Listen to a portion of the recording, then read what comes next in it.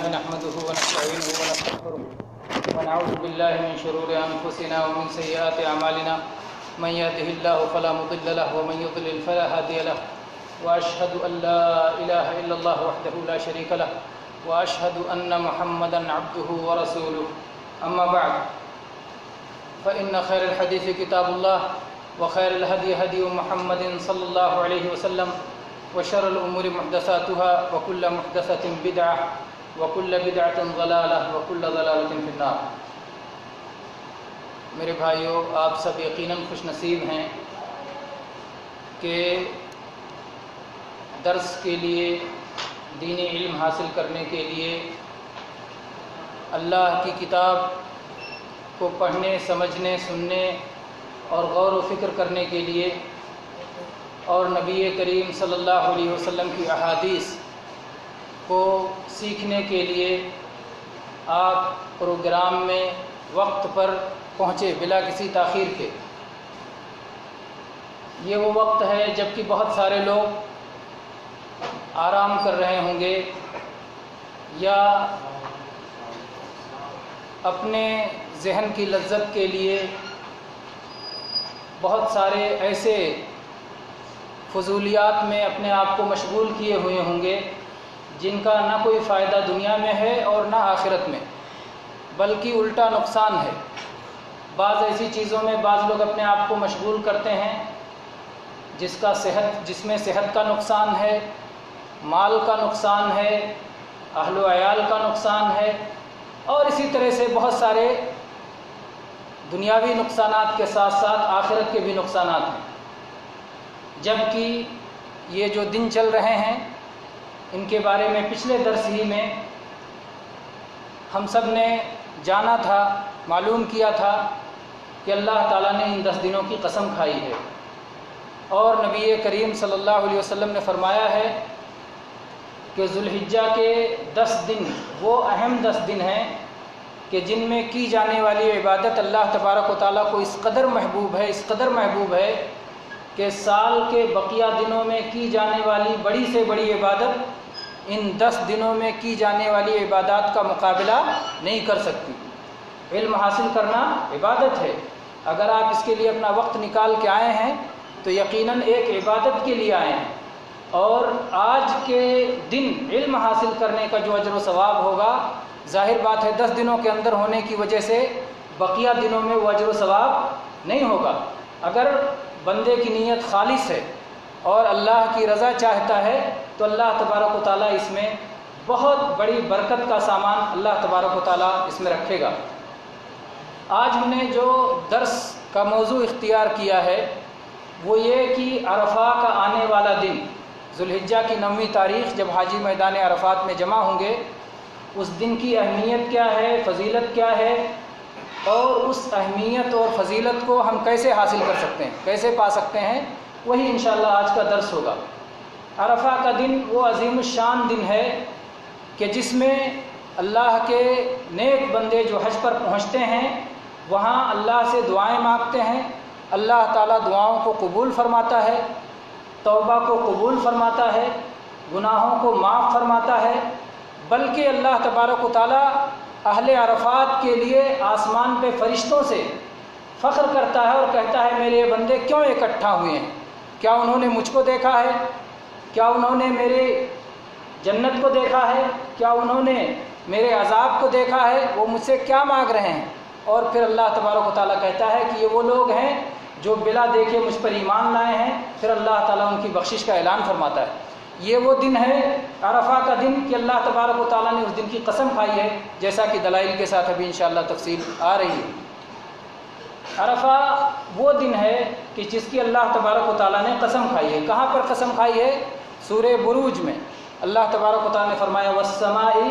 ذَاتِ الْبُرُوجِ وَالْيَوْمِ الْمَوْعُودِ وَشَاهِدٍ وَمَشْهُودٍ، آسمان کی قسم جو برجوں والا ہے،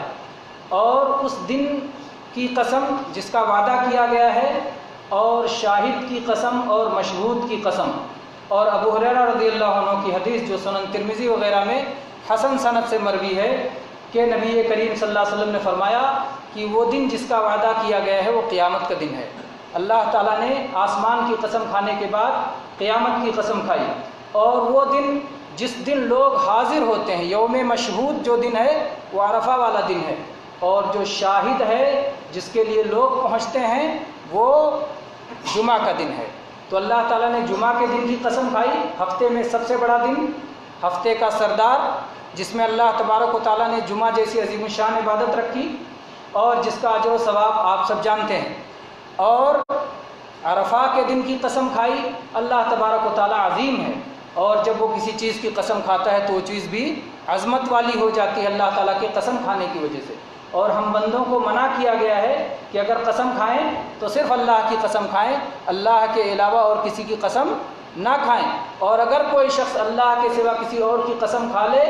جیسے لات و عزیٰ کی قسم کھا لے، تو اپنے ایمان کی تجدید کرے، لا الہ الا اللہ پڑھ کے دوبارہ مسلمان ہو، گویا یہ شرک میں سے آتا ہے، شرک میں سے آتا ہے جس سے توبہ کرنا ضروری ہے۔ تو یہ ہے یوم عرفہ کہ جس کی اللہ تعالیٰ نے قرآن پاک میں قسم کھائی، ایک ہی جگہ نہیں، ایک جگہ اور بھی قسم کھائی۔ وہ کہاں پر؟ سورہ فجر میں اللہ تعالیٰ نے فرمایا والفجر ولیال عشر والشفع والوتر، فجر کی قسم ہے اور 10 دنوں کی قسم ہے اور جفت کی قسم ہے اور طاق کی قسم ہے، یا بے جوڑ کی قسم ہے، جوڑ کی قسم ہے اور بے جوڑ کی قسم ہے۔ تو اس میں فجر معروف ہے کہ فجر جب رات ختم ہو جاتی ہے، دن کا اجالا شروع ہوتا ہے، رات کی غفلت، رات کا اندھیرا، رات کی خوفناکی، رات کی ہولناکی، یہ سب ختم ہوتی ہے، اور روشنی اور ہنگامہ اور چہل پہل اور زندگی شروع ہوتی ہے فجر سے، سورج کی روشنی سے۔ تو اللہ نے فجر کی قسم کھائی، اور صلاۃ الفجر کی اہمیت بھی آپ سب جانتے ہیں۔ اور اللہ تعالیٰ نے پھر ان 10 دنوں کی قسم کھائی جن کے بارے میں نبی کریم صلی اللہ علیہ وسلم نے بتایا، جیسا کہ صحیح بخاری اور حدیث کی دوسری کتابوں میں ہے کہ ان 10 دنوں میں عمل اللہ تعالیٰ کو سب سے زیادہ محبوب اور پسندیدہ ہے۔ اس کے بعد اللہ تعالیٰ نے قسم کھائی ہے شفع، جوڑے کی، والوتر اور اکیلے کی۔ شفع یہ 10ویں تاریخ ہے یوم النحر،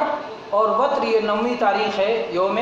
عرفہ۔ تو 9ویں تاریخ کی قسم اور 10ویں تاریخ کی قسم، تو گویا یوم النحر بھی اللہ کے ہاں بہت محبوب دن ہے، اس دن اللہ کے لیے قربانیاں کی جاتی ہیں، خون بہایا جاتا ہے،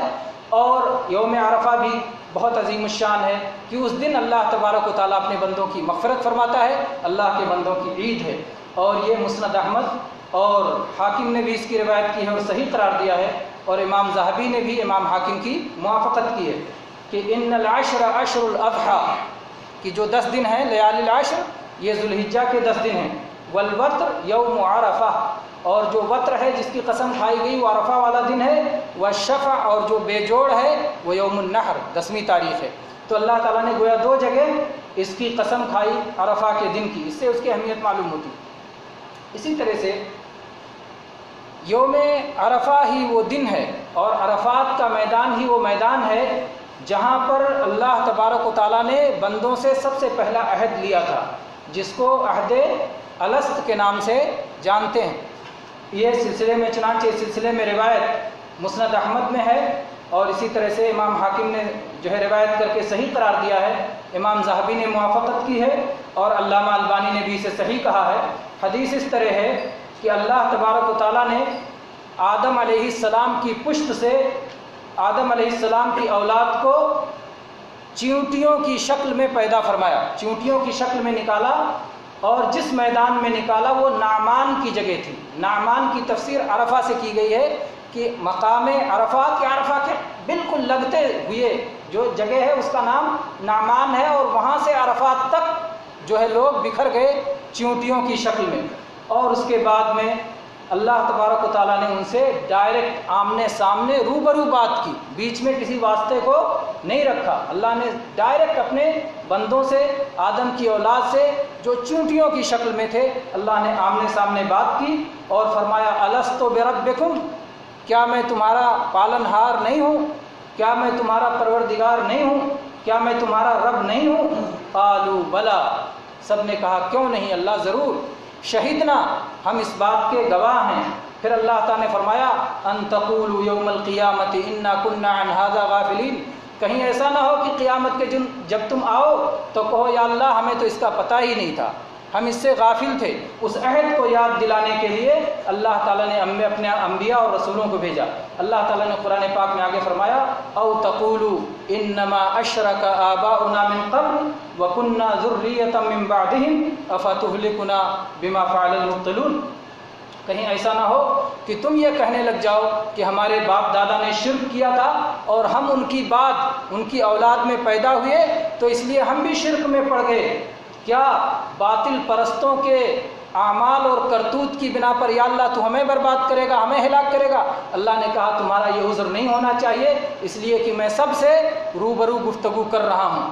میرے بھائیوں، بہت سارے لوگ یہ کہہ سکتے ہیں کہ اللہ تعالیٰ نے جو اس مقام پہ یہ گفتگو کی تھی، وہ یہ بات کی تھی، وہ تو ہمیں یاد نہیں ہے، اور ایسی چیز کی بنا پر ہم پر کیسے حجت قائم کی جا سکتی ہے جو ہمیں یاد ہی نہیں ہے؟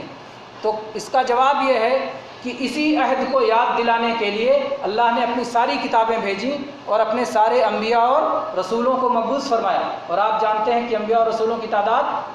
چند نہیں ہے کہ 10-20 ہو، لاکھوں میں ہے۔ 1,24,000 کی بڑی تعداد آئی ہے انبیاء اور رسولوں کی، اتنی بڑی تعداد جو ہر قوم میں آئے، ہر ملک میں آئے اور ہر بستی میں آئے، اور جہاں بھی انسان پائے جاتے ہیں وہاں وہ انبیاء پہنچے اور انہوں نے یاد دلایا کہ جو تمہارا رب ہے، تمہارا پالنے والا ہے، تمہارا پروردگار ہے، اسی کی عبادت کرو اور اس کے سوا کسی کی عبادت نہ کرو۔ اور انسان اس دنیا میں بہت ساری ایسی چیزیں جو اسے یاد نہیں آتی، سچے لوگوں کے بتانے سے مانتا اور قبول کرتا ہے۔ یہ انسانی طبیعت ہے۔ کوئی اگر اپنی ماں کو ماں نہ مانے اور کہے مجھے نہیں یاد آ رہا ہے کہ میں اس کے پیٹ سے پیدا ہوا، لوگوں نے بتایا ہے، لوگوں نے ایسے قرائن اس کے آس پاس ہیں، اتنے زیادہ سچے لوگوں نے بتایا ہے کہ کوئی بھی شخص اگر کہے نہیں مجھے نہیں یاد آ رہا ہے کہ میں اس کے پیٹ سے پیدا ہوا ہوں اس لیے میں اسے ماں نہیں مانتا، تو اس کو کیا کہیں گے؟ کہیں گے انتہائی احمق، نادان، لوگوں کی، انسانوں کی،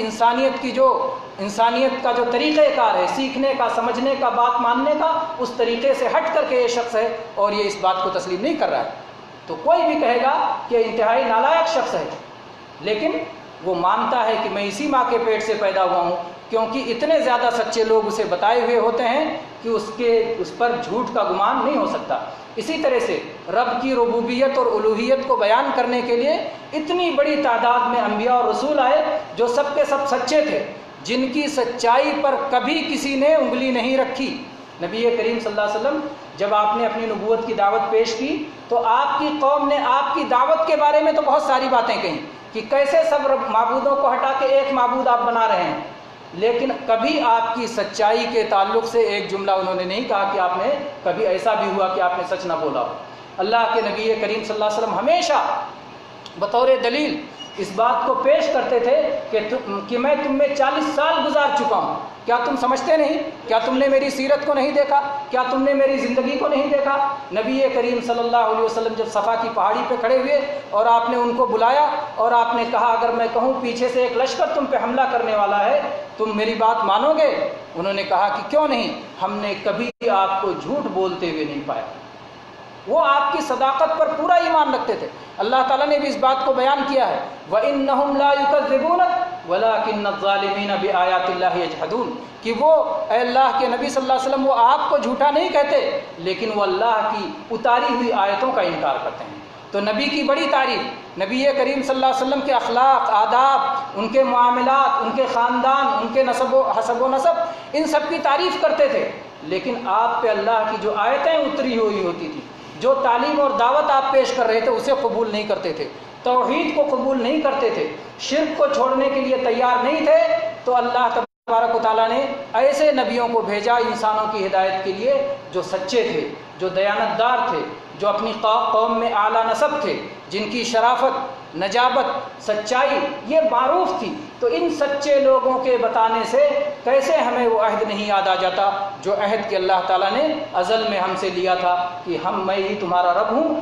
اور تم پیدا ہونے کے بعد باپ دادا کے نام پر شرک میں مبتلا نہیں ہونا۔ باپ دادا نے اگر شرک کی غلطی کی ہوگی تو باپ دادا کا راستہ چھوڑ دینا اور صرف ایک رب کی عبادت کرنا۔ اس عہد کو جو انبیاء تمہیں یاد دلانے آئیں گے اس عہد کو یاد رکھنا۔ اور چنانچہ میرے بھائیوں، جب حاجی میدان عرفات میں پہنچتے ہیں تو انہیں یہ عہد بھی یاد کرنا چاہیے کہ یہی وہ سرزمین ہے جہاں اللہ تعالیٰ نے ہمیں چیونٹیوں کی شکل میں پیدا کر کے ہم سے یہ عہد لیا تھا کہ تم میری ہی عبادت کرو گے اور میرے ساتھ کچھ بھی شرک نہیں کرو گے۔ تو یہ عرفات کا میدان ہی وہ جگہ ہے۔ اس لیے عرفات کا دن جب ملے تو ہمیں یہ بھی یاد کرنا چاہیے کہ آج توحید کی تجدید کا دن ہے، اس عہد پر چلنے کا دن ہے جو عہد اللہ تعالیٰ نے میدان عرفات میں چیونٹی کی شکل میں ہم سے لیا تھا۔ تو یہ دوسری اہمیت ہوئی میدان عرفات کی۔ تیسری اہمیت عرفات والے دن کی، یوم عرفہ کی، اور وہ یہ ہے کہ عمر بن خطاب رضی اللہ عنہ کی روایت پڑھتے ہیں جو کہ صحیح بخاری میں ہے کہ ایک یہودی عالم آیا، ایک یہودی شخص آیا اور اس نے کہا، اے امیر المؤمنین، آپ کی کتاب میں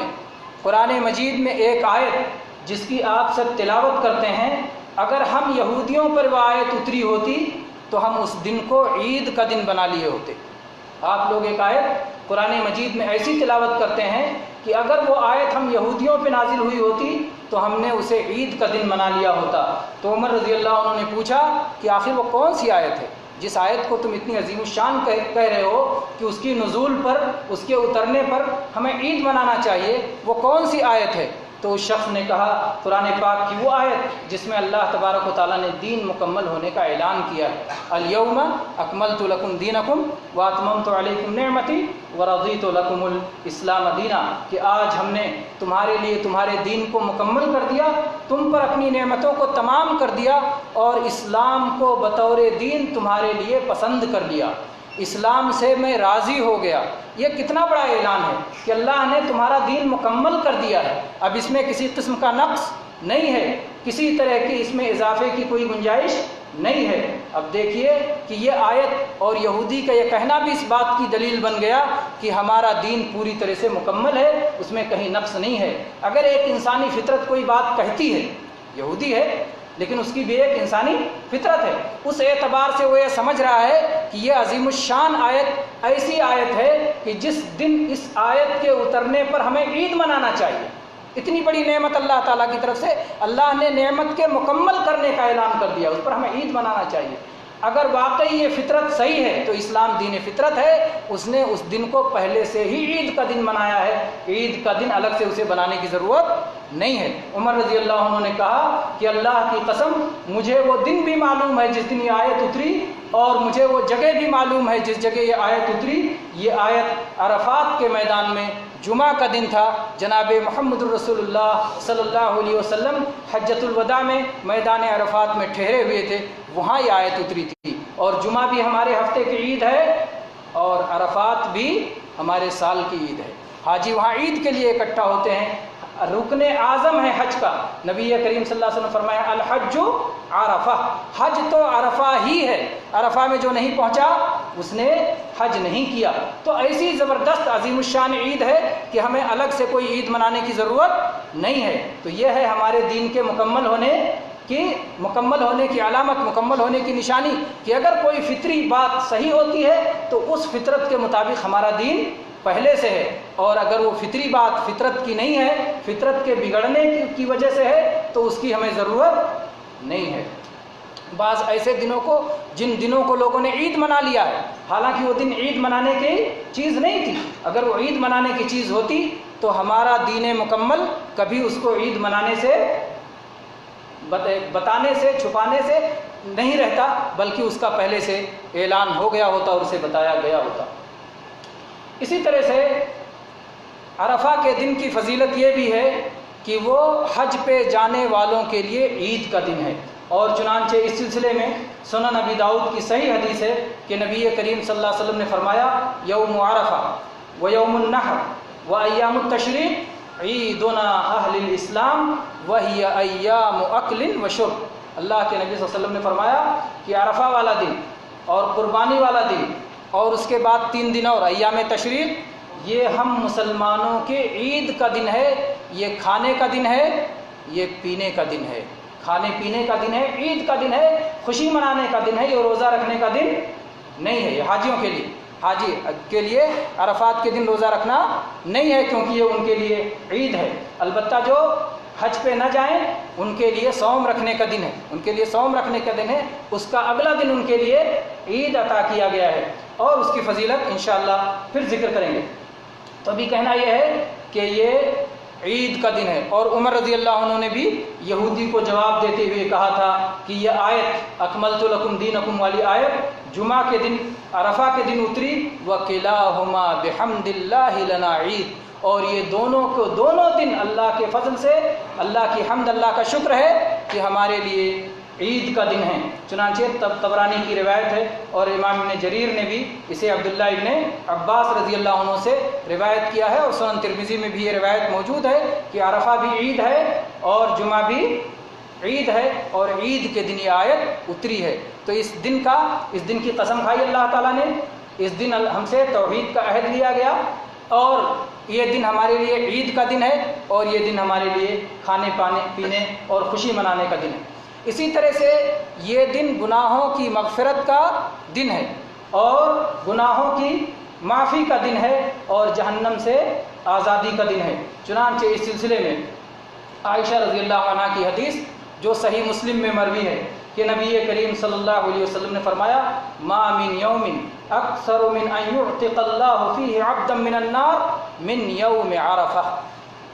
عرفہ والے دن کے علاوہ کوئی دن سال میں ایسا نہیں ہے جس میں اللہ تبارک و تعالیٰ اتنے زیادہ لوگوں کو جہنم سے آزاد کرتا ہو۔ جہنم سے اللہ آزادی دیتا ہے۔ اللہ کے بندے وہاں توحید کا نعرہ لگاتے ہوئے پہنچے ہیں، اور وہاں عرفہ والے دن ایک دعا پڑھتے ہیں جو پوری کی پوری توحید پر مشتمل ہے۔ سب سے بہترین دعا جو نبیوں نے دی ہے، نبیوں نے پڑھی ہے، محمد صلی اللہ علیہ وسلم نے پڑھی ہے، وہ دعا کون سی؟ لا الہ الا اللہ وحدہ لا شریک لہ لہ الملک ولہ الحمد وہو علی کل شیء قدیر۔ لا الہ الا اللہ، کوئی عبادت کے لائق نہیں سوائے اللہ کے، اکیلے اللہ کے جس کا کوئی شریک نہیں ہے۔ لا الہ الا اللہ وحدہ لا شریک لہ لہ الملک، بادشاہت اسی کے لیے، وَلَهُ الْحَمْدُ، اور ہر طرح کی تعریفوں کا وہی سزاوار اور حقدار ہے۔ کسی بھی کی تعریف کرو، وہ تعریف الٹ کے اس کے پاس جائے گی۔ یہ آدمی بڑا حسین ہے، اس کا حسن دینے والا کون؟ رب ہے۔ یہ بڑا علم والا ہے، اس کا علم دینے والا کون؟ رب ہے۔ یہ بڑا بہادر ہے، اس کو بہادری عطا کرنے والا کون؟ رب ہے۔ یہ بڑا امیر اور سخی ہے، اس کو دولت اور سخاوت دینے والا کون؟ رب ہے۔ جو بھی تعریف کی جائے، ہر تعریف پلٹ کے رب العالمین کے پاس جائے گی کہ وہی ہر طرح کی تعریف کا اصل اور حقیقی سزاوار ہے۔ تو اللہ تبارک و تعالیٰ کے لیے تعریف کی جاتی ہے، لہ الملک ولہ الحمد وہو علی کل شیء قدیر، وہ ہر چیز پہ قادر ہے، کوئی چیز اس کی قدرت سے باہر نہیں ہے۔ مرنے والے کو زندگی دینا، بہت سارے لوگ اپنے بارے میں مایوس ہو کے بیٹھ جاتے ہیں کہ میں ایسا اور ایسا اور ایسا، میری زندگی بدل نہیں سکتی۔ اللہ کی قدرت سے بعید ہے۔ آپ اپنی زندگی کو بدلنا چاہو، آپ عزم کرو اور اللہ تبارک و تعالیٰ سے سوال کرو، دستے دعا دراز کرو، اللہ سے مانگو، یا اللہ میری زندگی کو تبدیل کر دے، یا اللہ تعالیٰ میں غریب ہوں مجھے امیر بنا دے، یا اللہ گنہگار ہوں مجھے فرما بردار بنا دے، یا اللہ میں فلاں فلاں فلاں فلاں میرے اندر خرابیاں، کوتاہیاں، کمیاں اور کمزوریاں ہیں، اے اللہ ان کو دور کر دے، ان کو طاقت سے بدل دے۔ اللہ کے یہاں جو اللہ تبارک و تعالیٰ سوکھی گھاس کو، جو ہے مردہ زمین کو زندہ کر کے وہ گھاس لہلہانے لگتی ہے، بارش برساتا ہے اور دوبارہ اس میں زندگی آ جاتی ہے۔ اللہ تعالیٰ جو مردے سے زندہ کو اور زندے سے مردے کو پیدا کرتا ہے، اس کے یہاں کوئی چیز اس کی قدرت سے بعید ہے۔ چکماق دو ڈالیاں چکماق کی لڑائی جاتی ہیں جو کہ ہری ہری ڈالیاں ہوتی ہیں، ان سے آگ نکلتی ہے۔ دو پتھروں کو ٹکرایا جاتا ہے، ان سے چنگاری نکلتی ہے۔ اللہ تبارک و تعالیٰ کی قدرت کے کرشمے دیکھنا ہو، دنیا میں بھرے پڑے ہیں اللہ تبارک و تعالیٰ کی قدرت کے کرشمے،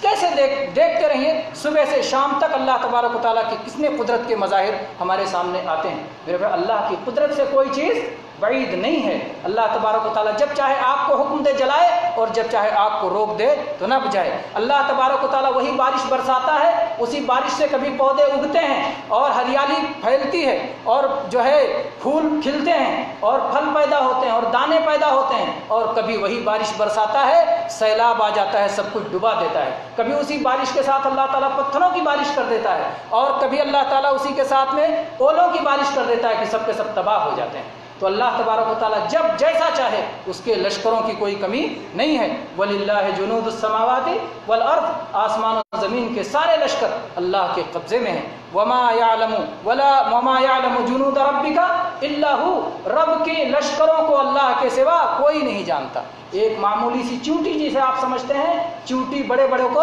تباہ کر دیتی ہے، ایک ہاتھی کو ایک چونٹی تباہ کرنے کے لیے کافی ہے۔ اسی طرح سے کسی کو کمزور اور معمولی نہ سمجھیں، اللہ تبارک و تعالیٰ جب اسے اپنے لیے استعمال کر لے، اللہ تبارک و تعالیٰ جیسا اسے حکم دے تو اللہ تعالیٰ کہے کن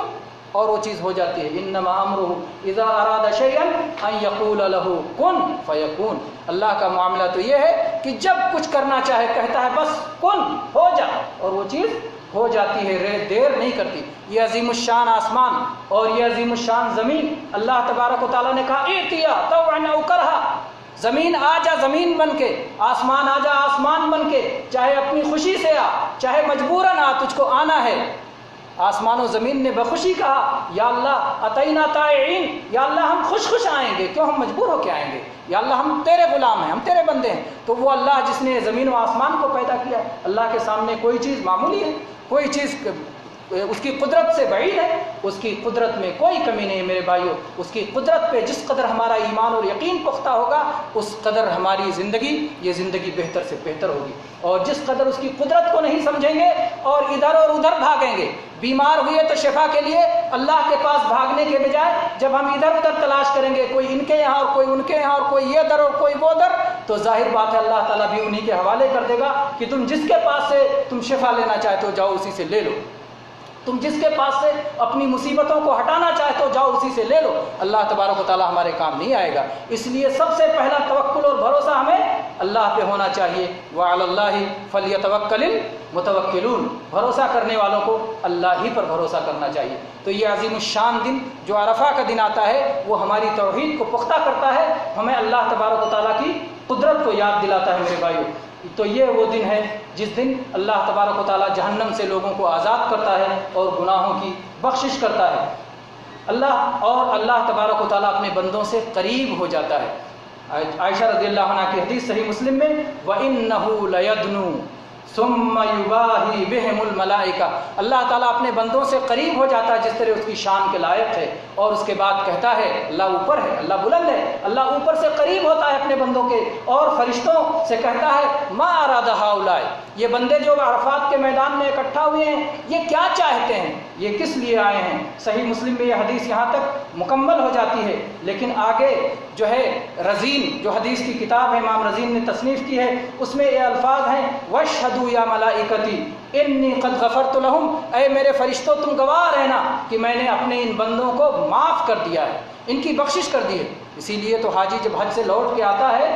تو اللہ کے نبی کریم صلی اللہ علیہ وسلم نے کیا فرمایا ہے کہ وہ حاجی حج سے ایسے ہی لوٹ کے آتا ہے جیسے ابھی اپنے ماں کے پیٹ سے پیدا ہوا ہے، اس کا صحیفہ اعمال بالکل صاف ستھرا ہے، کچھ نہیں لکھا ہوا، بے گناہ، جیسے بچہ پیدا ہوا اس طرح ہو جاتا ہے، اور وہ اپنی زندگی کو اثر نو شروع کرتا ہے۔ اسی طرح سے جابر رضی اللہ عنہ کی حدیث جو کہ صحیح امام ابو یعلا نے اور ان کے علاوہ حدیث کی کتاب موجود ہے حسن سند سے، وہ روایت کرتے ہیں کہ نبی کریم صلی اللہ علیہ وسلم نے فرمایا کہ عرفہ سے زیادہ فضیلت والا اور کوئی دن نہیں ہے۔ اللہ تبارک و تعالیٰ دنیا کے آسمان پہ نازل ہوتا ہے اور زمین والوں کو دکھا کر کے آسمان والوں کے سامنے فخر کرتا ہے اور کہتا ہے کہ میرے ان بندوں کو دیکھو جو پراگندہ بال اور جو ہے غبار آلود اور اس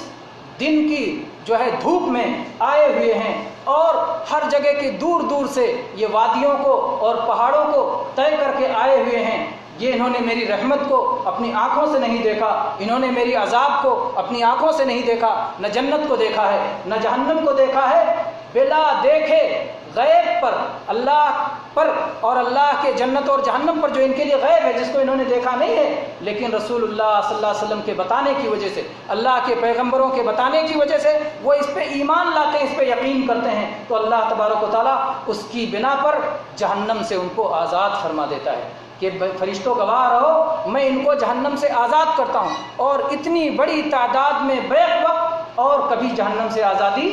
نہیں ہوتی۔ تو یہ عظیم الشان دن عرفہ والا دن ہے میرے بھائیوں۔ اس دن وہ لوگ جو حج پہ نہ جا سکیں ان کے لیے کرنے کا عمل اللہ کے ذکر کے ساتھ ساتھ اور صلاۃ کی پابندی کے ساتھ ساتھ اور اللہ کی راہ میں خرچ کرنے کے ساتھ ساتھ صوم کا عمل ہے، جو صحیح مسلم میں 1162 نمبر پہ حدیث مروی ہے کہ ابو قتادہ رضی اللہ عنہ کہتے ہیں کہ نبی کریم صلی اللہ علیہ وسلم نے فرمایا، صیام یوم عرفہ احتسب علی اللہ عز وجل ان یکفر السنۃ التي قبلہ والسنۃ التي بعدہ، کہ عرفہ کے صوم کے بارے میں، عرفہ کے دن روزہ رکھنے کے بارے میں اللہ کے نبی نے فرمایا، مجھے اللہ سے امید ہے کہ ایک سال گزشتہ اور ایک سال آئندہ 2 سال کے گناہ معاف ہو جاتے ہیں۔ صوم رکھنا ہے ایک دن، روزہ رکھنا ہے ایک دن، اور 2 سال کے گناہ معاف ہو جاتے ہیں۔ بہت سارے لوگ اس غلط فہمی میں پڑے رہتے ہیں کہ ایک دن صوم نہیں کبھی رکھا جاتا، یہ غلط بات ہے۔ ایک دن صوم رکھنا ہے عرفہ کا، ایک سے زیادہ نہیں رکھنا ہے۔ ہاں اللہ آپ کو توفیق دے آپ پورے 9 دن رکھ لیں، کیونکہ اس پورے 10 دنوں کے اندر نیکیوں کا بہت زیادہ ثواب ہے۔ عید کے 10ویں دن عید کا دن ہے، اس لیے اس دن صوم رکھنا حرام ہے، لیکن بقیہ 9 دن صوم رکھا جا سکتا ہے، جائز ہے۔ لیکن عرفہ کا دن اگر کوئی اکیلے ایک دن رکھے تو اس کو نہ صرف رکھنے کی اجازت ہے بلکہ اس کو یہ فضیلت ملے گی جو نبی کریم صلی اللہ علیہ وسلم کی زبان سے ارشاد ہوئی ہے کہ 2 سال کے گناہ اس کے معاف ہو جائیں گے۔ اور ہر شخص کے یہاں، ہر ملک میں، دنیا کے کونے کونے میں جو بھی مکہ سے بعید ہوں، مکہ والے عرفات والے دن نہیں بلکہ ان کی جو عید سے پہلے والا دن ہے، عید سے پہلے والا دن ہے جو ذوالحجہ کی 9ویں تاریخ ہے، وہی ان کے لیے عرفہ کا دن ہے۔ کیونکہ میرے بھائیو آج تو یہ آسانی ہے، آج تو یہ سہولت ہے کہ آپ معلوم کر سکتے ہیں کہ مکہ میں حاجی کس دن اکٹھا ہو رہے ہیں، لیکن جب یہ سہولت نہیں تھی، جب یہ آسانیاں نہیں تھیں، تو بھی ان کے لیے عرفہ کے دن کی یہ فضیلت موجود تھی۔ اور اسی طرح سے پورب اور پچھم میں چاند نکلنے کے معاملے میں کہیں اس دن عید پڑ جائے گی، آپ کیسے اگر کہیں گے کہ مکہ والے دن ہی سب کو رکھنا ہے تو بعض لوگوں کو عید کے دن رکھنا پڑے گا، اس لیے بات صحیح نہیں ہے۔ صحیح بات یہ ہے کہ عرفہ کے دن صوم کا مطلب ہے ذوالحجہ کی 9ویں تاریخ کو صوم رکھنا، یہی بات راجح ہے انشاءاللہ تعالی۔ اور اسی طرح سے عرفہ کا دن ہی وہ دن ہے میرے بھائیوں کہ اس دن سے زیادہ شیطان کبھی رسوا، ذلیل اور کبھی جو ہے اس کے چہرہ غبار آلود اور رنگ اترا ہوا اس سے زیادہ کسی اور دن نہیں دیکھا گیا۔ چنانچہ یہ جو ہے امام ابن عبد البر نے اپنی کتاب التمہید میں ذکر کیا ہے طلحہ ابن عبید اللہ ابن قریش سے کہ نبی کریم صلی اللہ علیہ وسلم نے فرمایا، ما رؤی الشیطان یوما هو فیہ اصغر ولا ادحر ولا احقر ولا اغیظ منہ فی یوم عرفہ۔ عرفہ کے دن شیطان جس قدر ذلیل ہوتا ہے، جس قدر معمولی ہو جاتا ہے، جس قدر چھوٹا ہو جاتا ہے، جس قدر رسوا ہو جاتا ہے، جس قدر حقیر ہو جاتا ہے، جس قدر غصے میں رہتا ہے، اس دن کے علاوہ اور کبھی شیطان کو اس حالت میں دیکھا نہیں گیا۔ اللہ کے بندوں کی مغفرت ہو رہی ہے جن کو کہ وہ ہمیشہ راہ ضلالت پہ چلاتا رہا، اور اللہ کے بندوں کی معافی ہو رہی ہے، انہیں جہنم سے آزاد کیا جا رہا ہے، اور اللہ کی رحمتوں کا نزول ہو رہا ہے، اور بڑے بڑے کبیرہ گناہوں کی بھی معافی ہو رہی ہے۔ ہاں بدر کے دن بھی بڑا رسوا ہوا تھا کہ جب ایک طرف 313 تھے اور ایک طرف 1000 کا لشکر تھا، ان 313 نے جب 1000 کے لشکر کو گاجر مولی کی طرح کاٹا تھا اور حق کی فتح کا اعلان کیا تھا کہ حق کے سامنے باطل اپنی بڑی تعداد ہونے کے باوجود، بڑا لشکر ہونے کے باوجود اس کا کچھ بگاڑ نہیں سکتا۔ فرشتے نازل ہوئے تھے، جبریل علیہ السلام فرشتوں کو لے کر کے آئے تھے اور کافروں کو، مشرکوں کو پسپا کیا تھا، تو اس دن بھی شیطان بڑا رسوا ہوا تھا، اور اس کے بعد پھر ہمیشہ عرفہ کے دن رسوا ہوا کرتا ہے۔ تو یہ عرفہ کی رسوائی ہے، عرفہ کے دن کی اہمیت اس حساب سے بھی ہے۔ تو میرے بھائیوں اس فضل کو پانے کے لیے ہمیں کیا کرنا چاہیے؟ ظاہر ہے اس فضل کو پانے کے لیے ہمیں اپنے اعضاء کو، اپنے جوارح کو، اپنے اللہ تعالیٰ کی جن دی ہوئی نعمتیں ہمارے ساتھ ہیں، ہماری آنکھیں، ہماری زبان، ہمارے کان، ہمارے ہاتھ، ہماری صحت، ہمارا مال، اور اسی طرح سے ہمارا علم، ہمارا دین، جو کچھ ہے ان سب کی ہم حفاظت کریں، اور اللہ تبارک و تعالیٰ کے حکم کے مطابق ان چیزوں کا ہم استعمال کریں، اور اللہ تبارک و تعالیٰ کو راضی کرنے کے لیے جو کچھ ہو سکتا ہے کریں۔ اللہ تبارک و تعالیٰ کے زیادہ سے زیادہ تکبیر پکاریں ان دنوں میں. یہ تکبیر کے ایام ہیں. اللہ اکبر اللہ اکبر اللہ اکبر کبیرہ، یا اسی طرح سے اللہ اکبر لا الہ الا اللہ واللہ اکبر وللہ الحمد. اسی طرح سے اللہ کی جو حج پہ گئے ہیں وہ تلبیہ پکاریں گے. اور اسی طرح سے جو دوسری لا الہ الا اللہ کا زیادہ سے زیادہ ورد کرنا، اور لا الہ الا اللہ وحدہ لا شریک لہ لہ الملک و لہ الحمد وہو علی کل شیء قدیر، وہ دعا پڑھنا. اور اسی طرح سے اور بھی جو ذکر کی صورتیں ہیں ان ساری صورتوں کو اپنانا. اور اسی طرح سے جو حج پہ نہیں گئے ہیں وہ صوم رکھ کر کے اللہ تبارک و تعالیٰ کو راضی کرنے کے لیے کوشش کریں. اللہ تبارک و تعالیٰ سے دعا ہے کہ اللہ تبارک و تعالیٰ ہم سب کو عرفہ کے دن کی اہمیت سمجھنے کی توفیق عطا فرمائے، اس دن کے فضائل کو حاصل کرنے کی توفیق عطا فرمائے. اللہ تبارک و تعالیٰ ہمیں توحید والا بنائے اور توحید والوں کے ساتھ اللہ تعالیٰ ہمارا حشر فرمائے. اللہ تبارک و تعالیٰ شرک سے ہماری حفاظت فرمائے، اور شرک والوں سے اس دنیا میں بھی اور ان کی گمراہیوں سے اللہ اس دنیا میں بھی ہماری حفاظت کرے اور وفات کے بعد بھی ہماری حفاظت کرے. آمین. وآخر دعوانا ان الحمد للہ رب العالمین وصلی اللہ علی نبینا وسلم.